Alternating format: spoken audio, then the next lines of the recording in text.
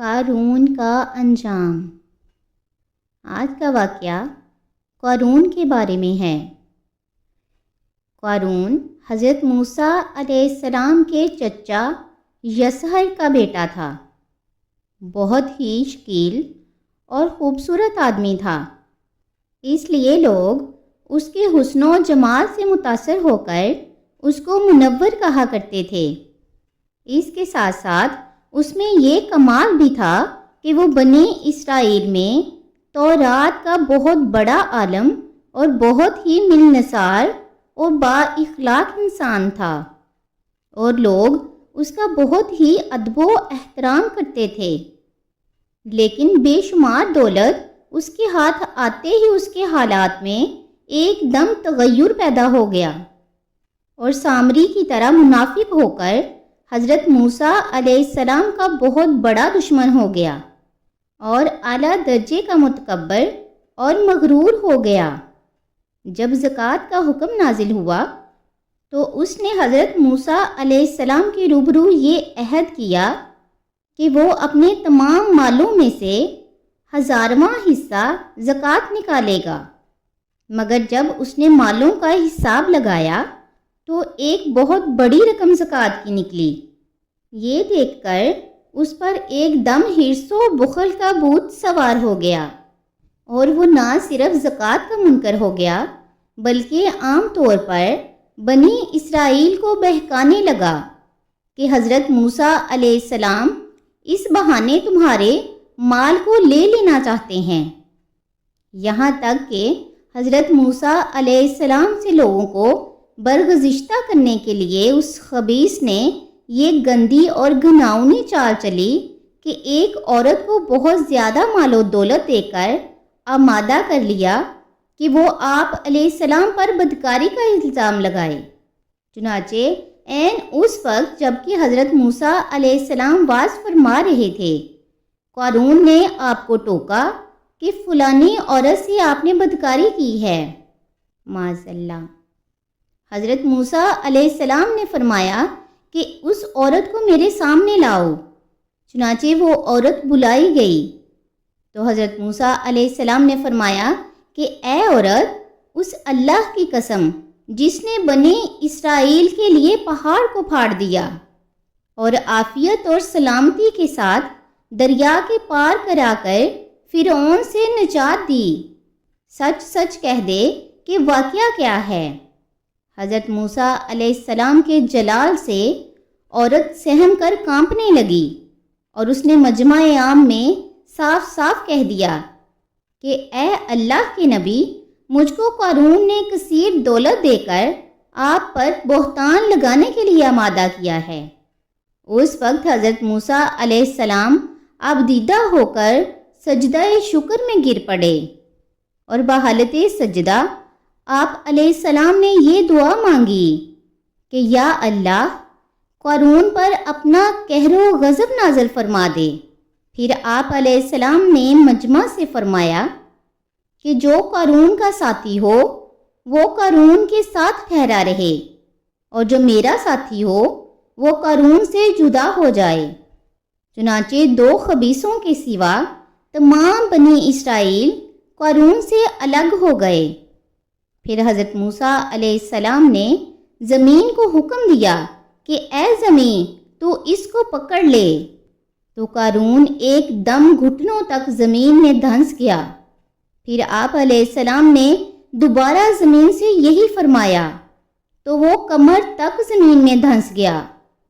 یہ دیکھ کر قارون رونے لگا اور بلبلانے لگا، اور قرابت اور رشتہ داری کا واسطہ دینے لگا، مگر آپ علیہ السلام نے کوئی التفات نہ فرمایا، یہاں تک کہ وہ بالکل زمین میں دھنس گیا۔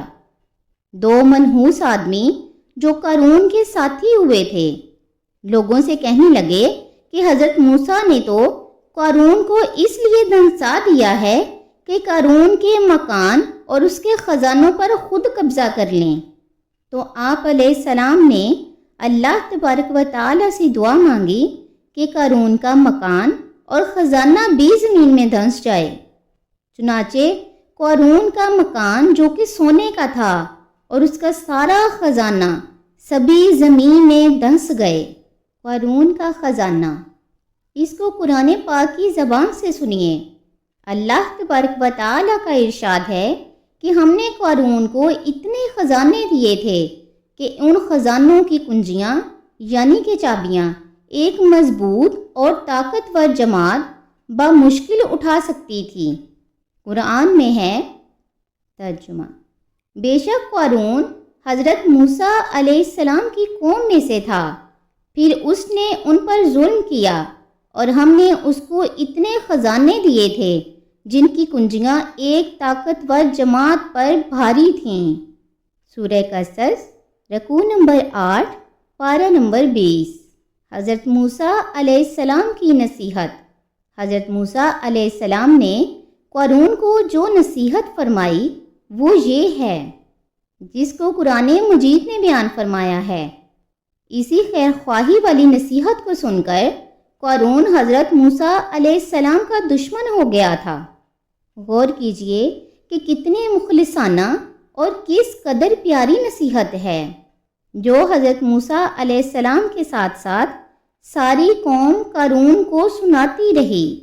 ترجمہ: جب قارون سے اس کی قوم نے کہا کہ اترا کر مت چل، بے شک اللہ اترانے والوں کو پسند نہیں فرماتا، اور جو مال اللہ نے تجھے دیا ہے اس سے آخرت کا گھر طلب کر اور دنیا میں اپنا حصہ نہ بھول اور احسان کر جیسا کہ اللہ تبارک و تعالی نے تجھ پر احسان فرمایا ہے، اور زمین میں فساد مت تلاش کر۔ سورہ قصص رکوع نمبر 8 پارہ نمبر 20۔ قارون نے اپنے مال کے گھمنڈ میں اس مخلصانہ نصیحت کو ٹھکرا دیا اور خوب بن سور کر تکبر اور غرور سے اتراتا ہوا قوم کے سامنے آیا اور حضرت موسیٰ علیہ السلام کی بدگوئی اور اظہار رسانی کرنے لگا۔ اس کا نتیجہ یہ ہوا کہ اس کو قرآن کی زبان سے سنیے اور اللہ تبارک و تعالیٰ کی اس قاہرانہ گرفت پر خوف الہی سے تھراتے رہیے۔ اللہ اکبر۔ قارون زمین میں دھنس گیا۔ ترجمہ: تو ہم نے اس کو اور اس کے گھر کو زمین میں دھنسا دیا، تو اس کے پاس کوئی جماعت نہ تھی کہ اللہ کے عذاب سے بچانے میں اس کی مدد کرتی، اور وہ کوئی بدلہ نہ لے سکا۔ سورہ قصص رکوع نمبر 8 پارہ نمبر 20۔ درس ہدایت۔ یہ عبرت ناک واقعہ ہمیں یہ درس ہدایت دیتا ہے کہ اگر اللہ تبارک و تعالی مال و دولت عطا فرمائے تو اس فرض کو لازم جانیں کہ اپنے اموال کی زکوٰۃ ادا کرتا رہے اور ہرگز اپنے مال و دولت پر غرور اور گھمنڈ کر کے نہ اترائے، کیونکہ اللہ تبارک و تعالی ہی دولت دیتا ہے اور جب چاہتا ہے پل بھر میں دولت چھین بھی لیتا ہے۔